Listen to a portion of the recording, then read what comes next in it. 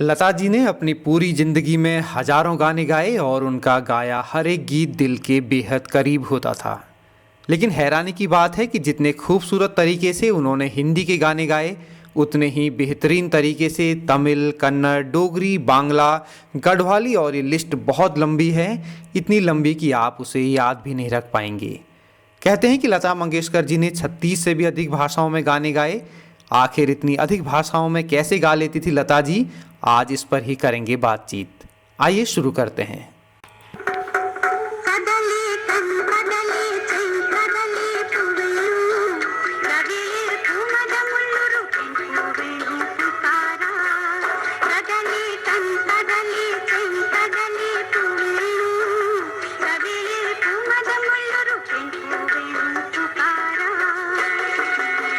ये जो गीत अभी आपने सुना, ये लता जी ने 1974 में गाया था, मलयालम भाषा में। लता जी की सबसे बड़ी खासियत ये थी कि जो भाषाएं बोलने में बेहद कठिन होती हैं, उनमें भी वे बेहद सहजता से गा लेती थी। लेकिन इसके पीछे थी उनकी कड़ी मेहनत। गीत चाहे किसी भी भाषा का हो, उन्होंने हमेशा उसे पहले समझा, उसका अर्थ जाना और फिर गाया। किसी क्षेत्रीय गीत को गाते समय लता जी हमेशा इस बात का ध्यान रखती कि उसके उच्चारण में किसी भी तरह की गलती ना हो। 1988 में उन्होंने एक गढ़वाली गीत गाया, मन भर में गए मेरी सुध बुद्धि खुए गए। फिल्म थी रैबार। इस गीत के संगीतकार कुंवर सिंह रावत यानी कुंवर बावला आज भी उस गीत की रिकॉर्डिंग को याद करते हुए कहते हैं कि लता जी बार बार इस बात पर जोर दे रही थी कि कहीं किसी शब्द का गलत उच्चारण न हो जाए और जो क्षेत्रीय भाषा का जो पुट है उसमें ही गीत रिकॉर्ड हो। लता जी का कहना था कि उनकी गलती बार बार बताते रहें कि कहाँ पर खराब लग रहा है, स्थानीय बोली से मिल रहा है या फिर नहीं, और फिर वो उसमें तुरंत सुधार करती।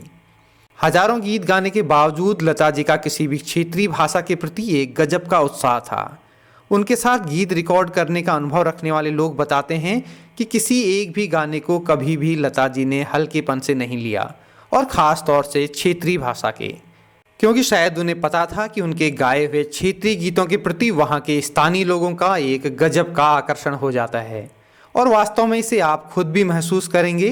अगर आपकी बोली भाषा में कोई गीत लता मंगेशकर ने गाया हो तो उससे एक करीब का रिश्ता महसूस होता है।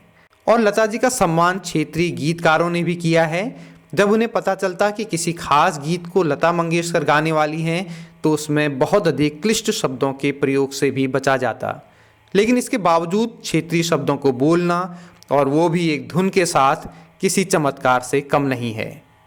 आज लता जी हमारे बीच नहीं हैं, लेकिन उनके स्वर हमेशा हमारे कानों में गूंजते रहेंगे। लता जी को हमारी तरफ से विनम्र श्रद्धांजलि।